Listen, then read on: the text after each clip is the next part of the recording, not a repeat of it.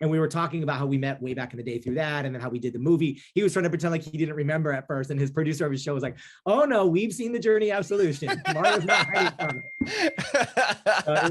it. It was pretty funny. Yeah, that is so funny.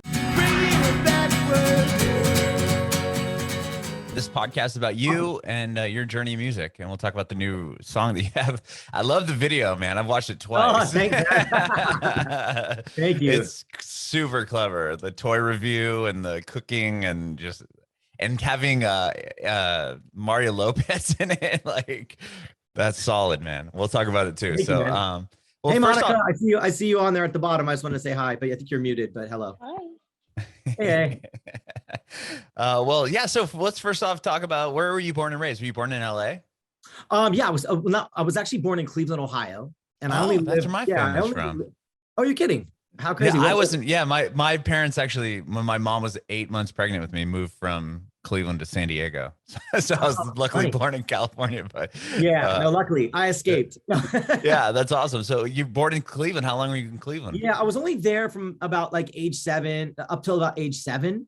Okay. And then my parents just got tired of the freezing cold winters and the super humid summers, and they're both teachers, so they transferred out to Arizona. So we were in Phoenix for about, I call them like my formative teenage years, like 8 to about 15.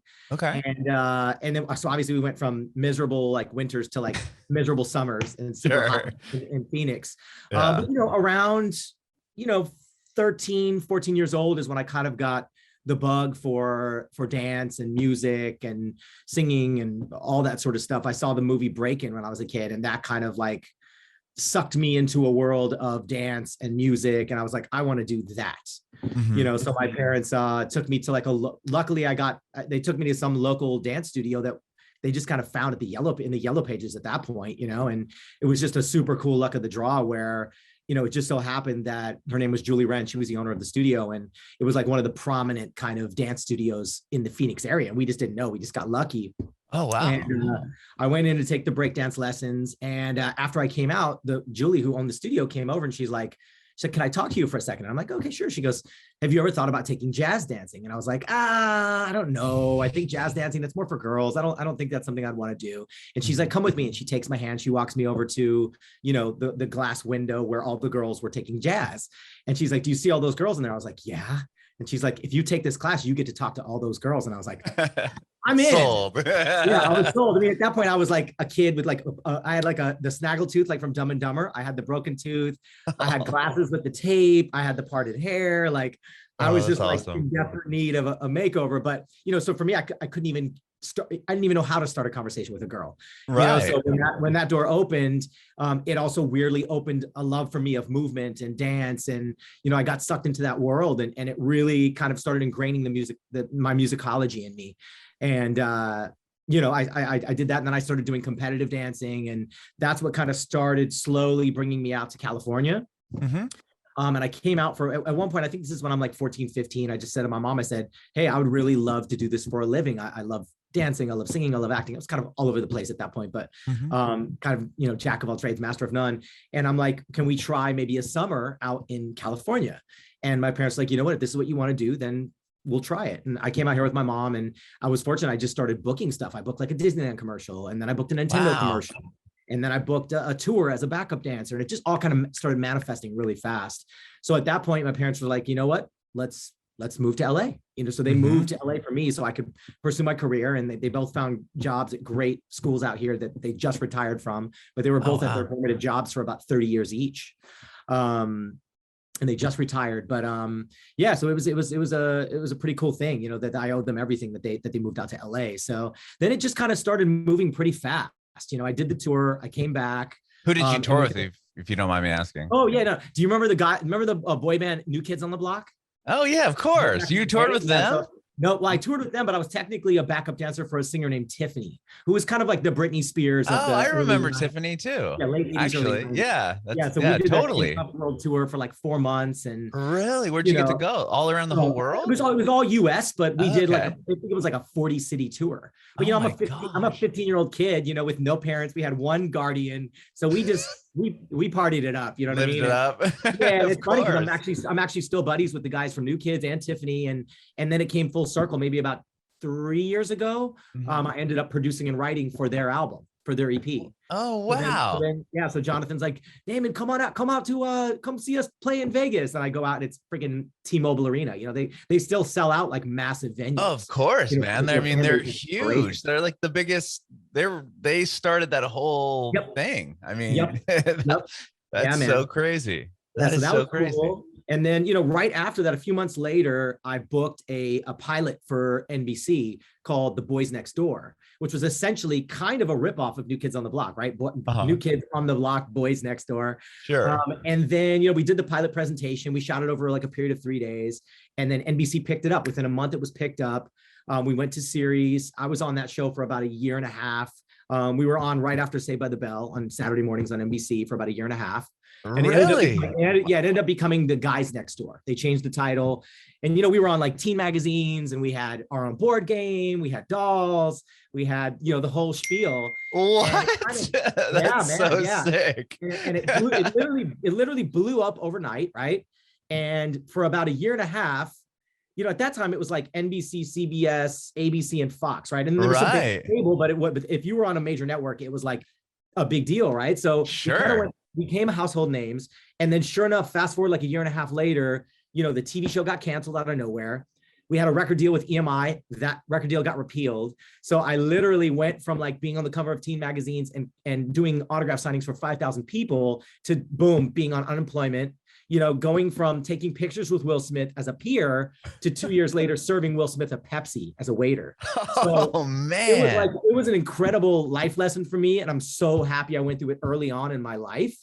Because then, you know, when I had after that, I kind of went through some dark times. I can't imagine. Yeah, you know, like, I think at that point I was like 17, and it's like to experience that and then just have it taken away was devastating. I mean, it's what needed to happen for my ego, like that needed to happen.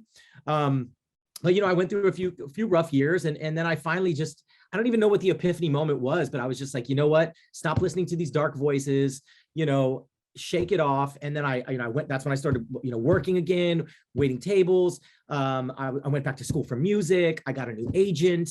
And sure enough, as I started putting in the work, you know, things started to manifest, you know? And so I started booking commercials again and doing guest spots and all sorts of different things. And then a little bit after that, I met my mentor, a guy by the name of Rick Wake, who huge Grammy Award-winning producer, who kind of took me under his wing and put me in yet another boy band, which ironically, it became a self-fulfilling prophecy because the band was called Unheard of.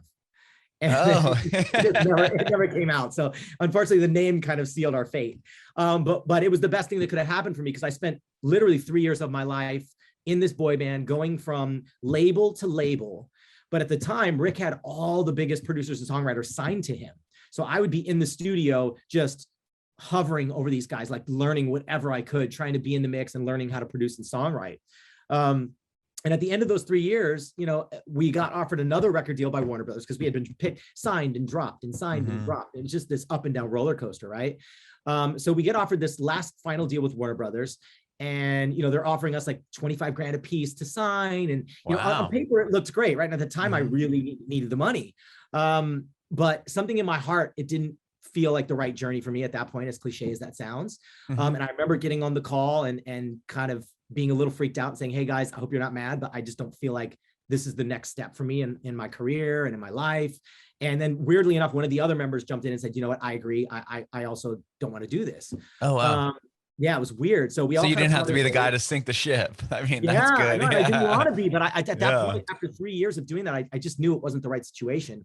And, you know, weirdly enough, I went into another free fall moment. So yet again, now I'm on unemployment again, broke again, trying to pay my bills and just hustling and waiting tables and trying to make things work. And, you know, about a couple months later, I get a random call out of nowhere from Rick, my mentor. And he's like, dude, I found this, you know, this CD of songs on my desk. And he's like, there's some really cool songs on it. He's like, you wrote these songs? And I was like, yeah, man, I've been telling you for the past few years, I really want to produce and write, but you always looked at me as like the cheesy boy band kid. And he's like, well, he goes, if you work with me as a writer, it's a whole different thing. He's like, you should come work with me. And I'm like, I don't know, man, it was 3 years, things didn't manifest. He's like, I'll tell you what, let me go pitch these songs and I'll get back to you. So I just hang up the phone, back to business as usual, just struggling to pay my bills. it's still creating, trying to make things happen. Any penny I was making from waiting tables, I was, doing demos and interning at studios, anything I could do, right? Mm-hmm.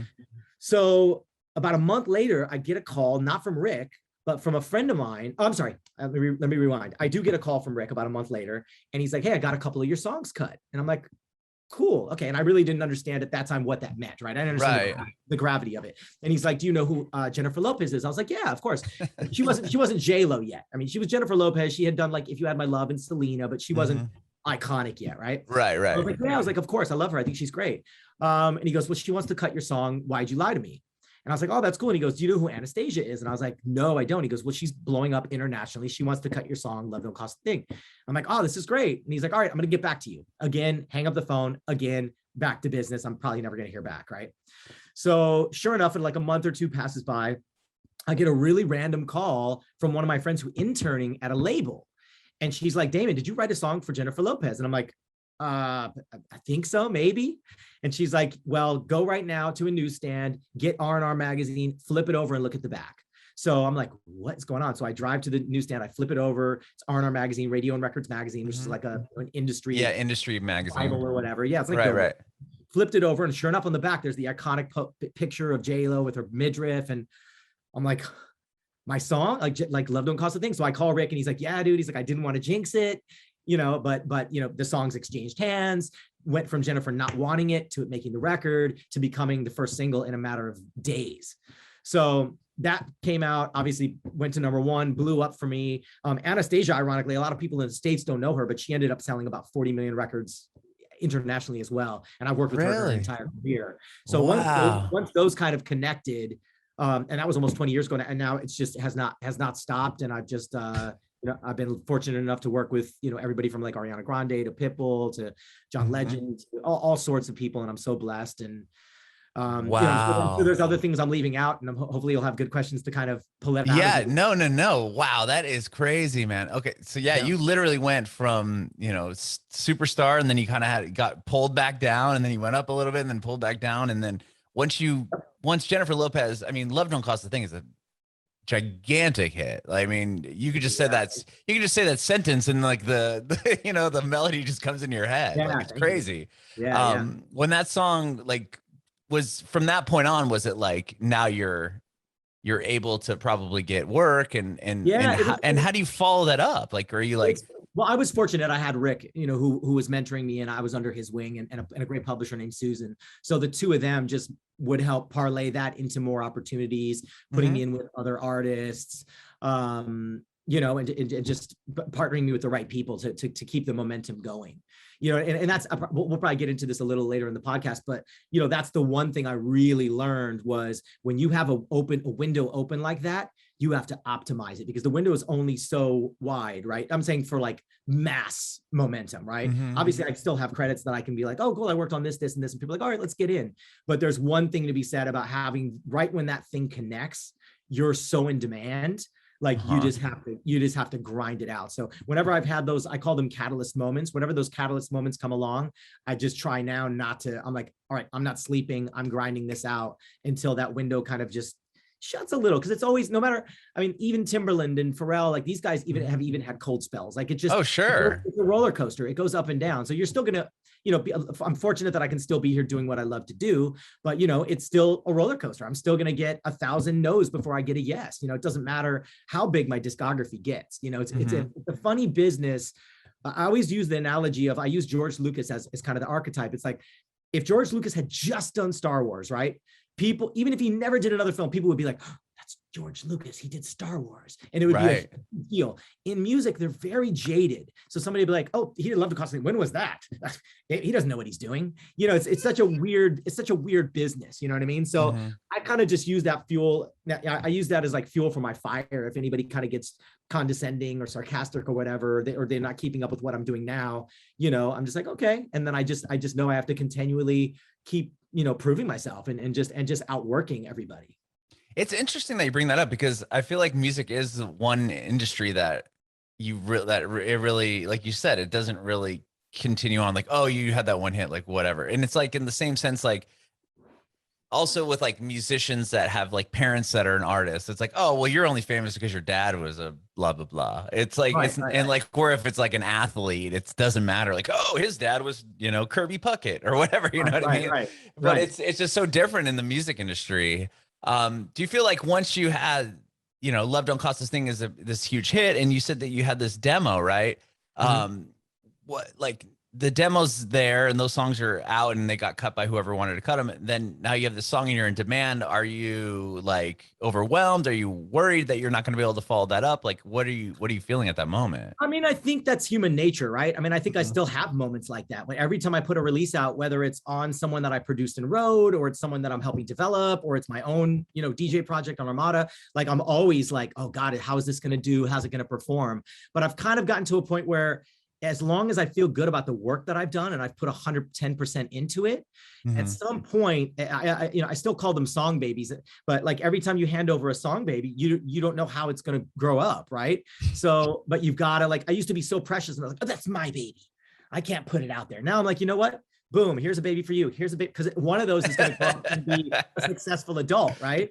Sure. So, but yeah, I think that fear is always there, and I think no matter what, anybody who says that they don't get caught up in the FOMO of social media and don't get caught up in the competitiveness, I think they're lying, or at least lying to themselves. Mhm. But I do my best to maintain a healthy mentality and not get suckered into down that rabbit hole, because it's very easy. Oh, so why are they in with, why am I not in with them? And, oh, I only got 50,000 streams. Why am I not at 60,000 streams? And, it seems to be like, no matter what rung of success you get to, you're still kind of challenging yourself and never quite. It's so funny. Like, sorry, I jump around a bit, but I No, remember dude, this is awesome. I was It's all fortunate about enough you. to No one cares what I have to say. no, it's awesome. I appreciate you. I had a really cool sit down with David Foster. If you Okay. know who David Foster is, Yeah, like I an know Dave. with my Huge very producer. with my very dear friend Hillary Roberts, who's a client and amazing artist in her own right. And we had a luncheon with him, and it ended up going. It was only supposed to be an hour, and it went for like 3 hours. And one of the things that really resonated with me that he said was, he goes, Damon, there's a day. He's not a day that goes by that I don't wake up, look at myself in the mirror, and go, are people going to think I'm a fraud? And I'm like, this is the guy who is an insane musician, like Mhm. literally a wall full of Grammys, like hundreds of millions of records sold. And even he still has insecurities and is, and has those what I call the dark voices trying to, get into his head. So, it just really puts things into perspective. And, I try to, when I get caught up in things and things aren't going the way that I want them to go, I try to look at the positive things. I meditate. I've really made a focus the past 3 to 5 years on balance. So I make my family important. I make my Mhm. friends important. Of course, work is important, but it's not everything. But I would Mhm. say the first, 7 to 10 years of success I had no life. I was just always, even I would travel. I would go to, like, for example, I remember going to Sweden, right? For the very first time. And this is like one of the first times I ever traveled outside of the country. And instead of going and like checking stuff out and seeing the country, I just holed up in the studio for like a week. And my friend Lindy Robbins, at the time, amazing songwriter, one of my best friends, she was there with me, and she's like, Damon, let's go, let's go explore the country. And I was like, oh no, I got to be in the studio. And then my point to that is, I learned, if you don't have some sort of balance in your life, A, you're not going to be happy, but B, as a creator, what are you going to talk about? You know what I mean? You're not refilling your creative wealth. You're just always in the studio and you're not living life. You're not experiencing things. What can you even talk about? You know what I mean? Otherwise, you're just pulling from stories that are out in the, out in the ether, and they can't resonate the same way, in my opinion. No, I completely agree.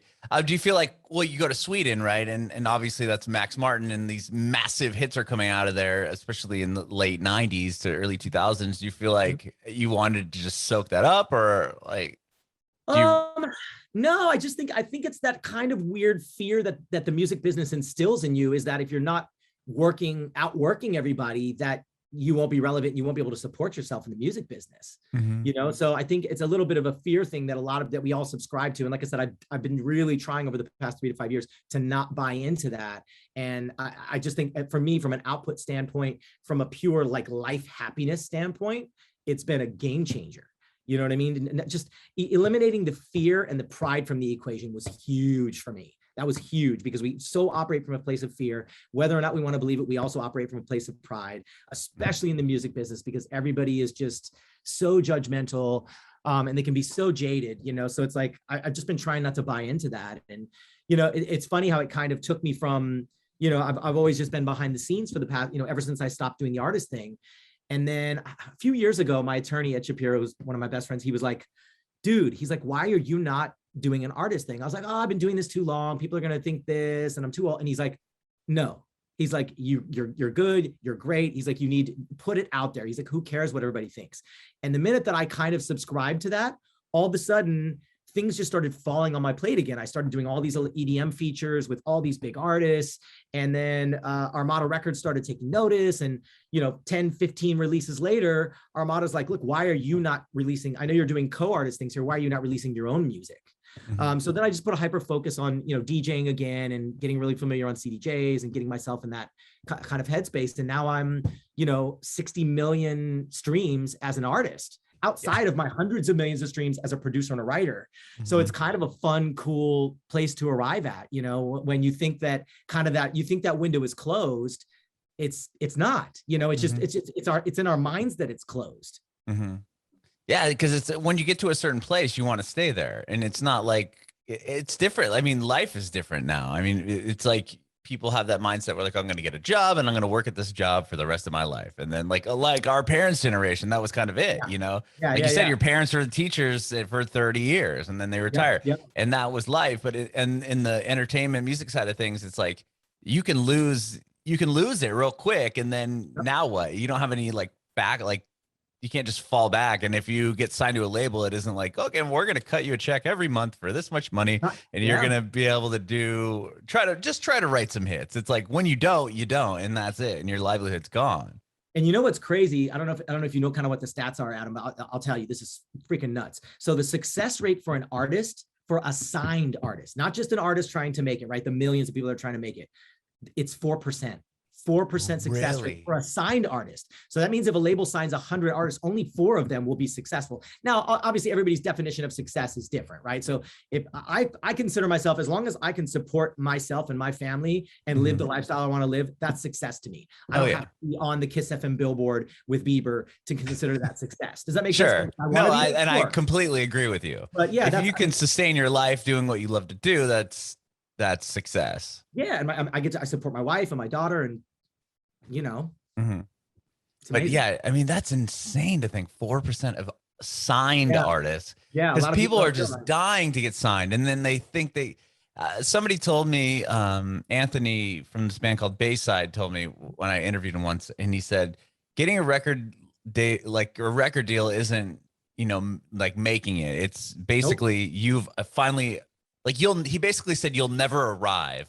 Like you'll get there, you'll get on the label, and then now it's like, okay, now here's a seat at the table. What are you going to do now?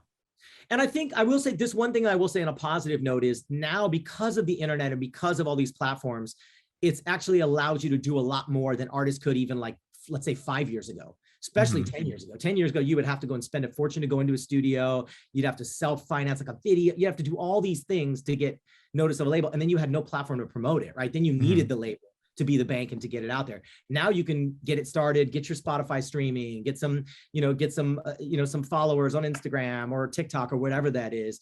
There's so many ways to kind of DIY and at least get the train moving.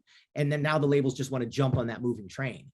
So weirdly enough, there's more ways to do it, but I feel like you almost have to do even more legwork now. So it's like, I tell artists, I'm like, if you're going to go in and get a record deal, if that's your end goal, you better check off all the boxes before you walk into that label, because the label is essentially just going to be a big bank at that point, because they're going to be able to, like, Macklemore is a great example. He did it indie, but not really. The way that he took it to the next level was he partnered with a major label, then they distributed, they gave him radio promo, they put money behind it, so it could take the success that he had and take it to the next, you know, like NF is a good, I mean, there's a ton of them. Right. You know, so it's like, you still have to kind of build, it's like a build it and they will come mentality.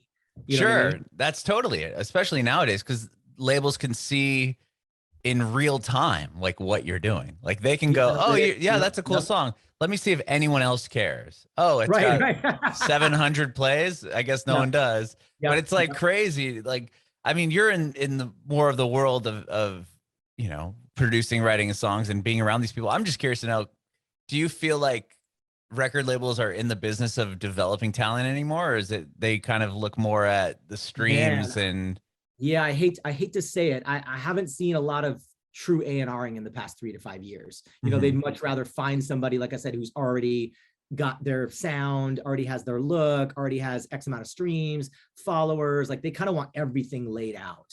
Mhm. Um, but yeah, I mean, I mean, it makes sense. I mean, like why invest in, because now they can just invest in something that they already see success in.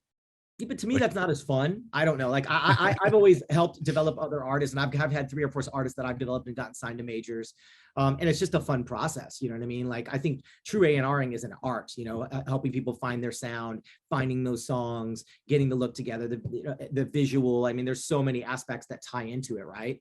Mhm. So I'd love to see some of that come back. And there's some labels that are great at it, but I would say the majority, unfortunately, they're just kind of looking at analytics and like you said, just they'll sign a completely untalented influencer who, just because they have 10 million followers or whatever, or video that goes viral, but there's like zero talent there. And then the reason why it never goes any further is because they don't have a proper foundation, right? Because there was no development. So even in the artist's defense, like they're getting thrown in front of a huge crowd, they've never been on a stage.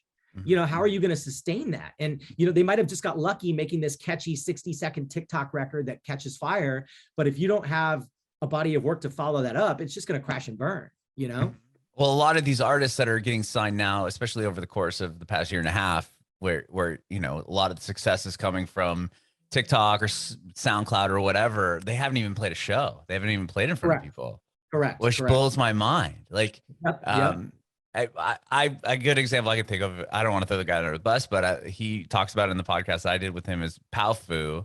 He had Mhm. that huge song, Mhm. he told me that he was supposed to play a show, his first show ever, like in I think he was in New Mexico or Texas or something, and it got canceled because of COVID. So he has never even played a song, and he has that "Coffee for Your Head" song that has whatever million Yep. plays, Yep. and he's Yep. he's got a huge following, and he has more records that are huge than that one, but. To blow up over the course of the past year and a half and not even had the experience playing in front Yep. of even 50 people. Yep. It's Yep. weird. It's just so Yep. weird. Oh, it's interesting. Yeah, it's interesting. I guess right now, I mean, it's kind of the time for that because no one, I mean, hopefully sooner than later, it'll all open up again. But right now, I mean, they can Yeah. kind of put their money into Yeah. something that's not having to do any live shows.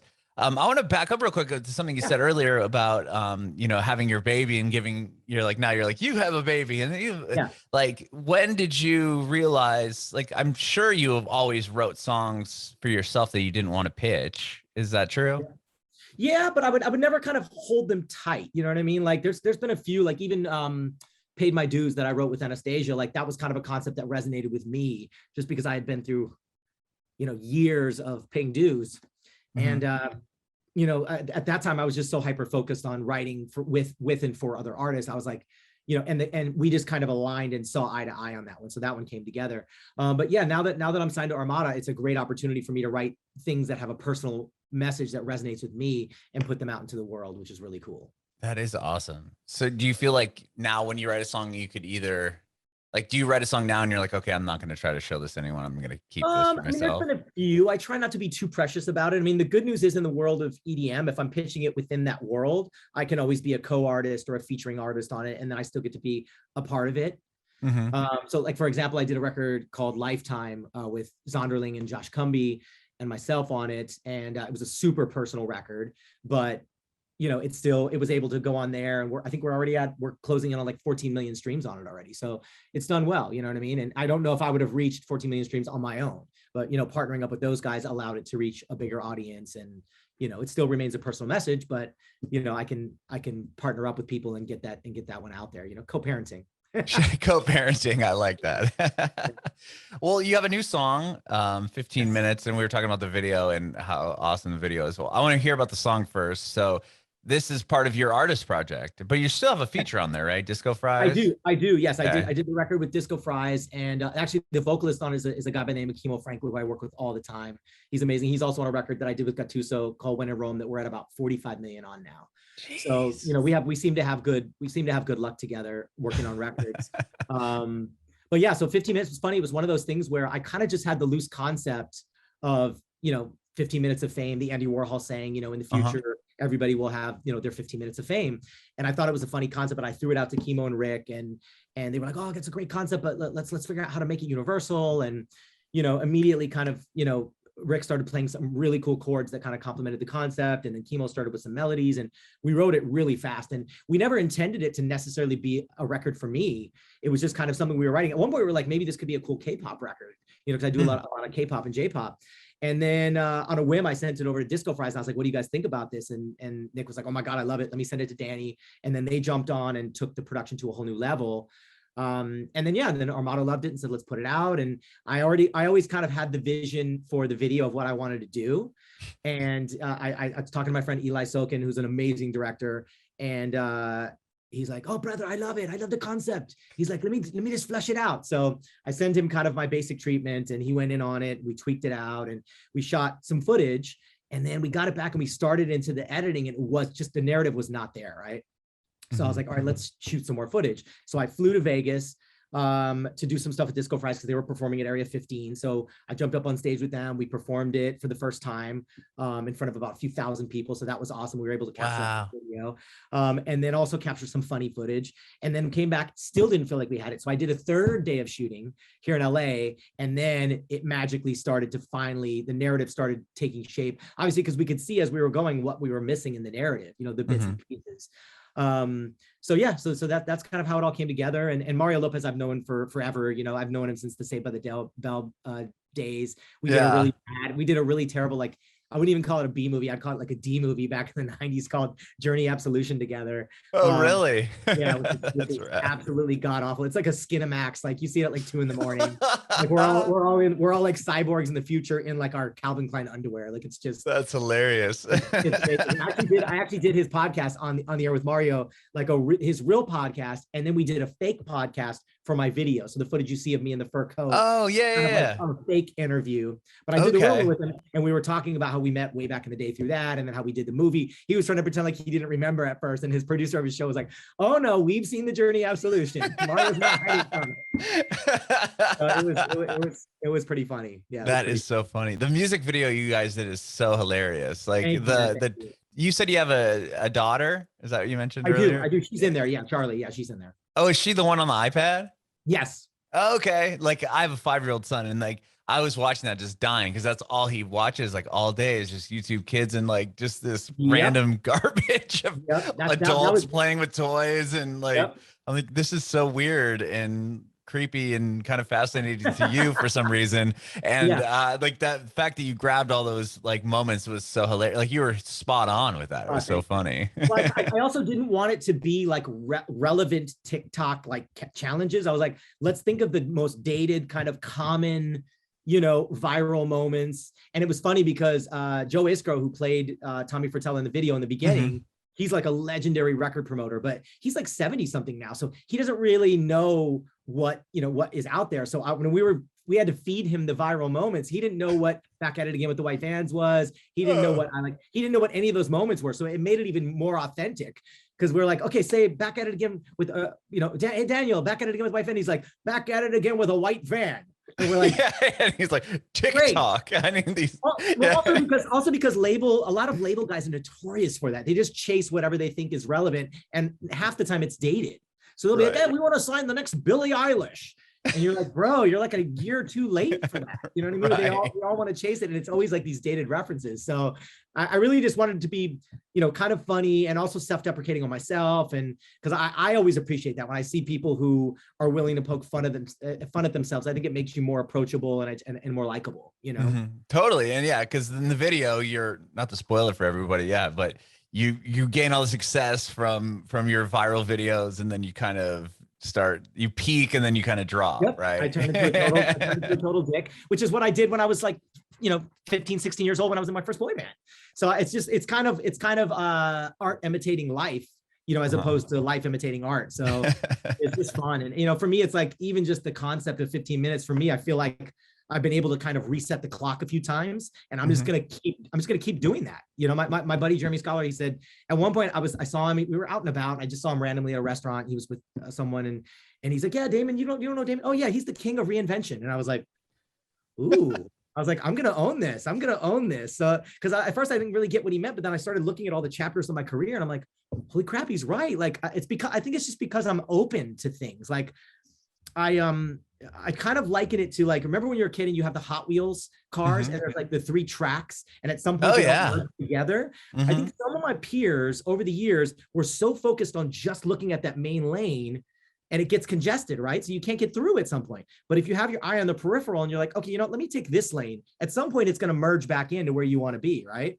So I think always looking for those peripheral doors or lanes, if you will, like, I think that is for me, at least for me, that's a game changer. Because like I said, I always was kind of a master, jack of all trades, master of none. But that's why I'm still here. Because I've kind of kept my scope wide, as opposed to so many friends that are like, I am only going to write for Justin Bieber for 6 months. And then what are your odds that you're going to land that?